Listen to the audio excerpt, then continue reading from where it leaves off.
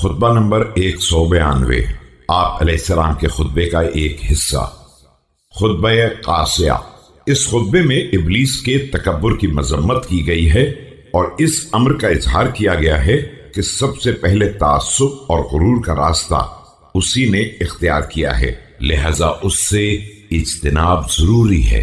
بسم اللہ الرحمن الرحیم۔ حمد خدا۔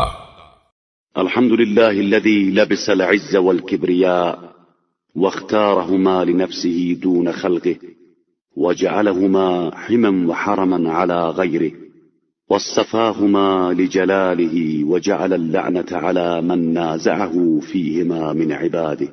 ساری تعریف اس اللہ کے لیے ہے جس کا لباس عزت اور کبریائی ہے، اور اس نے اس کمال میں کسی کو شریک نہیں بنایا ہے۔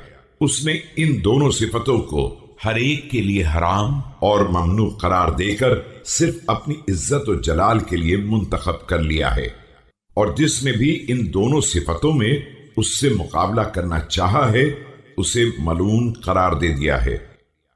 نافرمانیوں کی جڑ۔ ثم اختبر بذلك ملائكته المقربين ليميز المتواضعين منهم من المستكبرين۔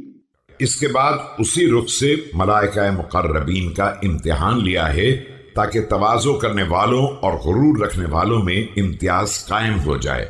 فقال سبحانه وهو العالم بمضمرات القلوب ومحجوبات الغيوب إني خالق بشرا من طين فإذا سويته ونفخت فيه من روحي فقعوا له ساجدين۔